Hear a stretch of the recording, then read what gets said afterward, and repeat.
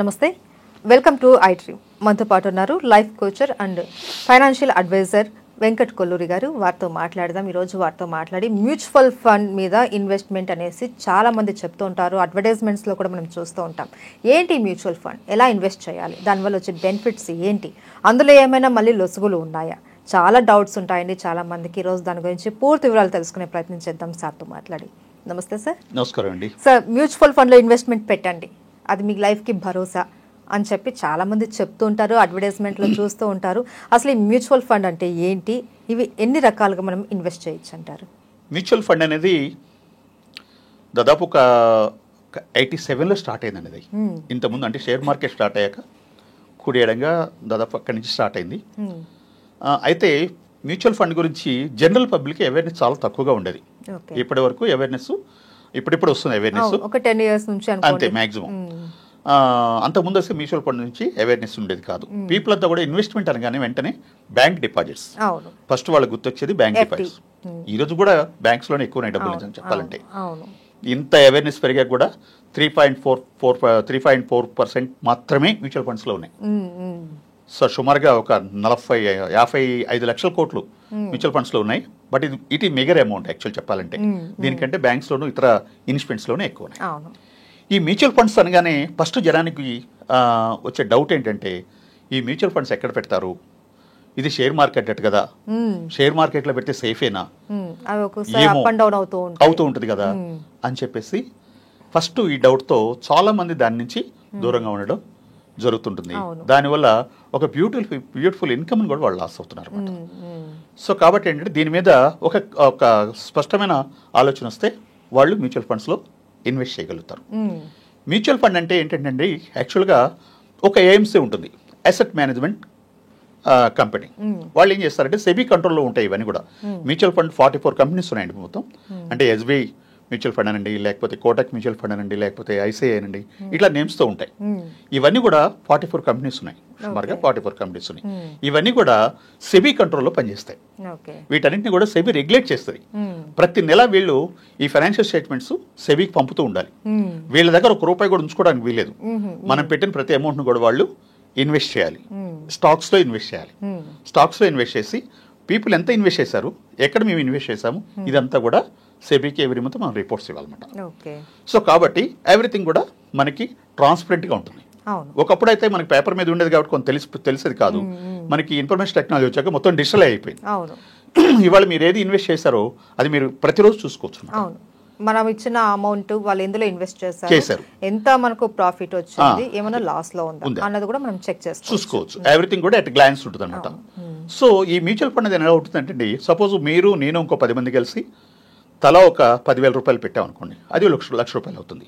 ఈ ₹1,00,000 ఏం చేస్తుంటే ఎయిమ్స్ ఏం చేస్తుందంటే కొన్ని స్టాక్స్ని పోర్ట్ఫోలియో తయారు చేస్తుంది. ఒక ఫండ్కి ఒక పోర్ట్ఫోలియో తయారు చేస్తుంది. దానిలో 10 నుంచి ఒక 25 స్టాక్స్ వరకు కూడా వాళ్ళు ఫండమెంటల్స్ అన్ని స్టడీ చేస్తారు. అంటే ఏ కంపెనీ ఎలా పర్ఫార్మెన్స్ ఉంది, వాటి యొక్క బ్యాక్గ్రౌండ్ స్ట్రెంత్ ఏంటి, ఇవన్నీ కూడా స్టడీ చేసి వాళ్ళు కొన్ని స్టాక్స్ని పిక్ చేస్తారు. పిక్ చేసి ఒక పోర్ట్ఫోలియో తయారు చేసి ఆ పోర్ట్ఫోలియోకి ఒక ఫండ్ పేరు పెడతారు. Suppose SBI equity fund are balance fund are ఇంకేదైనా నేమ్తో ఫండ్ పెడతారు. ఈ ఫండ్ను మెయింటైన్ చేయడానికి ఒక ఫండ్ మేనేజర్ని పెడతారు. మళ్ళీ ఇది యాక్చువల్గా ఫండ్ మేనేజర్ అనే వ్యక్తికి ఒక మంచి శాలరీ ఇచ్చి ఒక లిటిల్ బిట్ ఇన్సెంటివ్ కూడా ఇస్తారు. శాలరీ అయితే ఏదో టైం ప్రకారం చేసి వెళ్ళిపోతుంటారు కదా, ఇంట్రెస్ట్ ఉండదు. ఫైనాన్షియల్ ఇన్స్ట్రుమెంట్ కాబట్టి పీపుల్ మనీ కాబట్టి దాన్ని రెగ్యులేట్ చేయడానికి శాలరీతో పాటు ఒక ఇన్సెంటివ్ కూడా ఇస్తారు. ఒక స్మాల్ ఇన్సెంటివ్ అయినా అది కోట్లలో ఉంటుందండి. ఒక్కొక్క ఫండ్లో 5,000 కోట్లు 10,000 కోట్లు ఉంటుంది అనమాట. సో దాని మీద స్మాల్ ఇన్సెంటివ్ కూడా అతను చాలా ఎక్కువ లాభం వస్తుంది. సో అతని ఒక బెనిఫిట్ చూసుకుంటాడు కాబట్టి ఈ ఫండ్ని ఎప్పుడు కూడా గ్రోత్లోకి తీసుకురావాలని ట్రై చేస్తుంటాడు. ఏదైతే పోర్ట్ఫోలియో ఉందో ఆ స్టాక్స్ ఏవైతే దానిలో ఇంక్లూడ్ అయి ఉన్నాయో వీటిని ఎప్పుడు రాడార్ లాగా అబ్జర్వ్ చేస్తుంటాడు. ఈ ఫ్లక్చువేషన్ ఎట్లా ఉంది, అప్ అండ్ డౌన్స్ ఎట్లా ఉన్నాయి, ఇవన్నీ చూసుకుంటూ దాన్ని మెయింటైన్ చేస్తాడు. అవసరమైతే ఫండ్స్ కొన్ని స్టాక్స్ బాగపోతే వాటిని స్విచ్ చేయడం, మార్చడం, అంటే కొన్ని రెగ్యులేషన్స్ ప్రకారం వీళ్ళకి ఫ్రీడమ్ ఉంటుంది. ఇలా చేయడం చేసి చివరికి మనకి ప్రాఫిట్ వచ్చేట్టుగా చేస్తాడు. అంటే షార్ట్ టర్మ్ లో 2 ఏళ్ళు 3 ఏళ్ళు పెడతారంటే మాత్రం ఫ్లక్చుయేషన్ ఉంటుంది. డెఫినెట్ గా షేర్ మార్కెట్ అనేది ఇవన్నీ కూడా లాంగ్ టర్మ్ దే మంచి బెనిఫిట్స్. షేర్ మార్కెట్ కనెక్ట్ అయి ఉంటుంది కాబట్టి share market up and down ఉంటుంది కాబట్టి షార్ట్ టర్మ్ మీన్స్ 2-3 years అంటే మాత్రం కొంత ఇబ్బంది ఉంటుంది. అవును. అంటే ఇబ్బంది కాదు, మీరు తీసుకునే టైంలో ఒకవేళ ప్రాఫిట్ లేకపోతే మీరు లాస్ అవుతారు. అవును. సో అట్లా ఉంటుంది తప్ప మోర్ దెన్ 5 years ఎవరైతే ఇన్వెస్ట్ చేస్తారో it is a beautiful investment అండి. దీనిలో ఫ్లక్చువేషన్స్ అస్సలు ఉండవు. మోర్ దెన్ 5 years తర్వాత మీకు లాస్ అనేది దాదాపు కనిపించదు. ఫ్లక్చువేషన్స్ ఉంటాయి, అవును. మార్కెట్ ప్రకారం ఫ్లక్చువేషన్స్ ఉంటాయి, కానీ బట్ లాస్ అనేది కనిపించదు. ప్రాఫిట్ అయితే కన్ఫర్మ్. ప్రాఫిట్ అయితే కన్ఫర్మ్ ఉంటుంది. మీరు గోల్ పెట్టుకుని 15,000-20,000 పెట్టుకుని తీసుకునేటప్పటికి మాత్రం ఆలోచించాలి. అవును. ఈలోపు మీరు దాన్ని చూడకూడదు. అవును. రోజు వెళ్ళి నా డబ్బులు ఎంతో నేను చూస్తే కుదరదు. అవును. మనం బ్యాంక్లో ఒక డిపాజిట్ చేసినప్పుడు మనం రోజు వెళ్ళి అడగం కదండి, అవును. ఇక్కడ కూడా అలానే ఉండాలన్నమాట. సో అలా ఉన్నప్పుడు డెఫినెట్గా మంచి ఇన్వెస్ట్మెంట్ అవుతుంది. ఒకప్పుడు ఏంటంటే పీపుల్ ఏం చేసేవాళ్ళు అంటే బ్యాంక్లో ఇన్వెస్ట్ చేసేవాళ్ళు డిపాజిట్స్లో, వాళ్ళకి మనకి 7%, 8%, 9% ఇచ్చేవాళ్ళు. ఈ బ్యాంకర్స్ మ్యూచువల్ ఫండ్స్లో ఇన్వెస్ట్ చేసేవాళ్ళు. అవును. వాళ్ళు 12%, 15% రేట్ తీసుకుని మన 7%, 8% ఇచ్చేవాళ్ళు. ఇవాళ ఇన్ఫర్మేషన్ టెక్నాలజీ పెరగడం ద్వారా, మాలాంటి అడ్వైజర్స్ రావడం ద్వారా, అవేర్నెస్ పెరగడంతో ఇప్పుడు పీపుల్ డైరెక్ట్గా మ్యూచువల్ ఫండ్లోకి వచ్చారన్నమాట. This is the mutual fund concept బ్రీఫ్గా. సో ఎస్ఐపి అంటే సిస్టమేటిక్ ఇన్వెస్ట్మెంట్ ప్లాన్ అంటామండి. దీని ఏంటంటే ఈ ఎస్ఐపిస్ రకరకాలుగా ఉంటాయి. ఎవ్రీడే కూడా ఎస్ఐపి చేయొచ్చు, వీక్లీ చేయొచ్చు, మంత్లీ చేయొచ్చు, క్వార్టర్లీ చేయొచ్చు, ఇయర్లీ కూడా చేయొచ్చు. బట్ యాజ్ యూజువల్గా మంత్లీ చేస్తారు యాక్చువల్గా. దీని సిస్టమేటిక్ ఇన్వెస్ట్మెంట్ ప్రకారము మన కంఫర్టబిలిటీని బట్టి, మనకున్న ఎర్నింగ్లో మన కంఫర్టబిలిటీని బట్టి ఒక 5,000, 10,000, 20,000, 25,000 బట్ మనం ఎస్ఐపి కింద ఇన్వెస్ట్ చేస్తాం.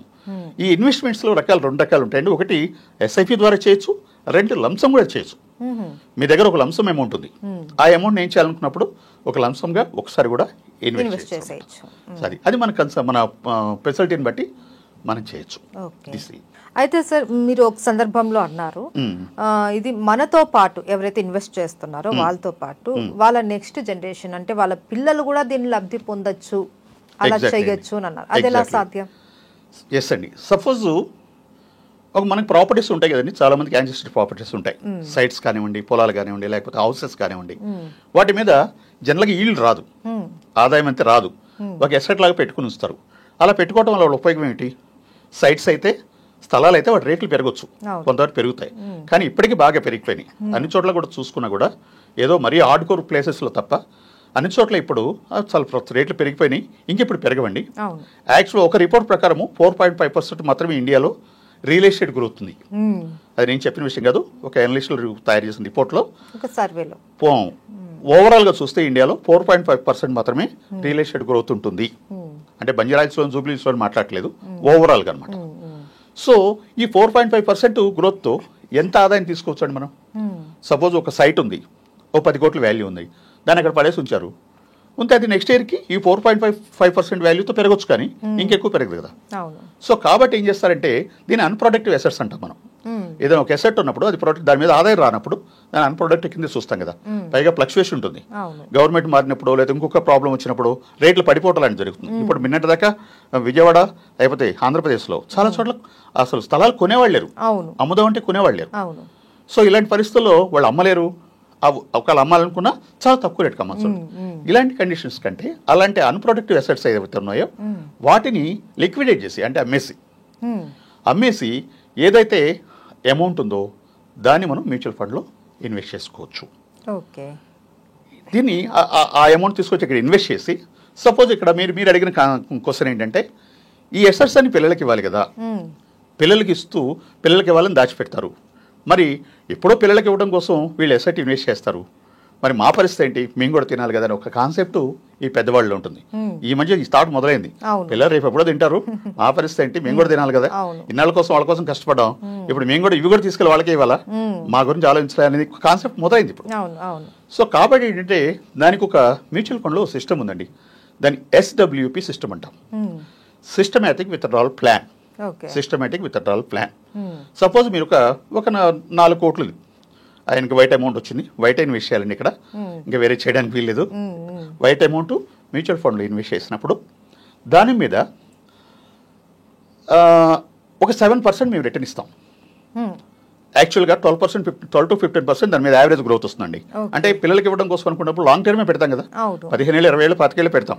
ఇన్వెస్ట్ చేసి దాన్ని ఇంకా వదిలేస్తారు, మర్చిపోయి వీళ్ళు కూడా మెయింటెనెన్స్ కావాలి కదా. సపోజ్ దీనిలో ఒక 7% ఆర్ మ్యాక్సిమం 8% వరకు మనం రిటర్న్ తీసుకోవచ్చు. ఇంతమంది తీసుకోవడానికి సెబీ యాక్సెప్ట్ చేయదు. ఎందుకంటే ఏదైనా లాస్ వస్తే మళ్ళీ ఇబ్బంది పడతారనే ఉద్దేశంతో 7 to 6 to 8% వరకు మనం విత్డ్రాల్ చేసుకోవచ్చు అండి. దీన్ని ఎవ్రీ మంత్ మనం తీసుకోవచ్చు. ఎవ్రీ మంత్ తీసుకోవచ్చు ఇంట్రెస్ట్ లాగా. సపోజ్ 1 crore 1 crore మీకు 7% వెనక్కి ఇచ్చామనుకోండి, అది ఎంత అవుతుందండి? 7 లక్షలు. సంవత్సరానికి 7 లక్షలు డివైడెడ్ బై 12 అంటే నెలకు వచ్చేప్పటికి సుమారుగా ఒక 60,000 రూపాయలు మీరు తీసుకోవచ్చు. 1 crore ఇన్వెస్ట్ చేసి ఒక 60,000 రూపాయలు మీరు నెల తీసేసుకోవచ్చు. సో మనకి మినిమం కంఫర్ట్స్ కోసం 60,000 రూపాయలు సరిపోతాయి కదా. సో వీళ్ళలా ప్రతి నెల వీళ్ళు మీరు ఏ డేట్ అయితే కావాలంటారో కంఫర్టబుల్ ఉంటారో ఆ డేట్కి మీకు ఈ 60,000 రూపాయలు మీ అకౌంట్లోకి వచ్చేస్తుంది. ప్లస్ ఇన్వెస్ట్మెంట్ అలా ఉంటుంది.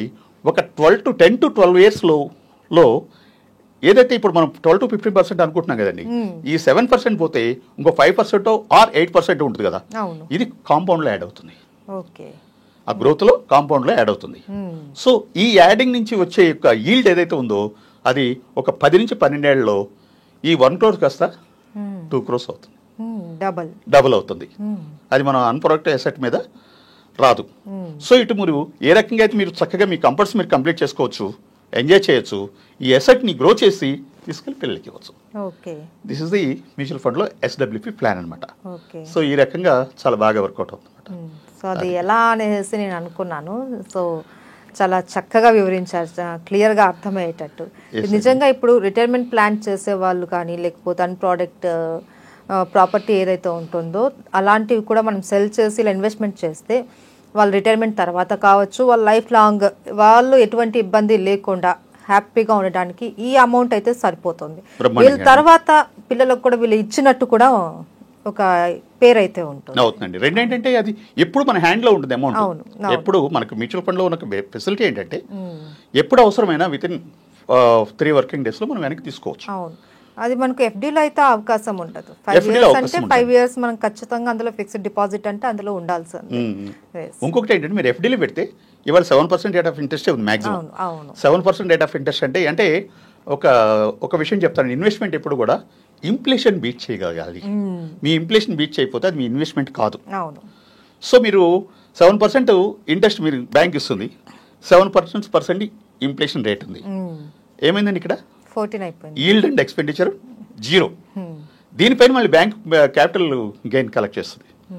అంటే మీది ఏదైనా ఎక్కువ ఇన్కమ్ ఉంటే మీ స్లాబ్ ప్రకారం తీసుకుంటుంది, ఏం ఇన్కమ్ లేకపోతే 20% క్యాపిటల్ గెయిన్ తీసుకుంటుంది. అది జేబుల నుంచి కట్టాలి. సో బ్యాంక్లో మీరు డిపాజిట్ చేస్తే మీకు మీరు ఎదురు కట్టాల్సిన పరిస్థితి వస్తుంది. సో కాబట్టి దానికంటే ఇన్ఫ్లేషన్ బీట్ చేసి ఎక్కువ వచ్చే ఇన్స్ట్రుమెంట్స్లో మాత్రమే మనం ఇన్వెస్ట్మెంట్ చేయొచ్చు. ఏదైనా సరే ఒక ఫైనాన్షియల్ అడ్వైజ్ మాత్రం తీసుకోవాలండి కంపల్సరీ. ఇప్పుడు ఈ వీడియోస్ చూసేసి ప్రతి ఒక్కరు అలా చేస్తే అది కరెక్ట్ కాదు. మ్యూచువల్ ఫండ్ లో కూడా కొంత ఉన్నాయండి, కరెక్ట్ ఫండ్స్ లోకి వెళ్ళకపోతే సెక్టోరల్ ఫండ్స్ ఇలాంటి కొన్ని ఉంటే తెలియకుండా పెట్టేస్తే అది లాస్ కూడా. మ్యూచువల్ ఫండ్ లో ఇన్వెస్ట్మెంట్ చేయిస్తాము అని చెప్పేసి చాలా కంపెనీస్ ఉన్నాయి, అందులో ఏవి మనకు ప్రాపర్ కంపెనీస్ అనేవి కూడా చాలా మందికి తెలియదు. ఏదో మ్యూచువల్ ఫండ్ లో పెట్టేయమన్నారు కదా అని చెప్పేసి ఎవరు వచ్చి పిలిచినా వెళ్ళి పెట్టేయడం అన్నది కూడా కరెక్ట్ కాదు. ఒకసారి మనం కూడా ఎంక్వైరీ చేసుకోవాలి. అంటే కంపెనీస్ అని మంచివేనండి, కంపెనీస్ ఏముండవు, ఫండ్ వేరియేషన్స్ ఉంటాయి.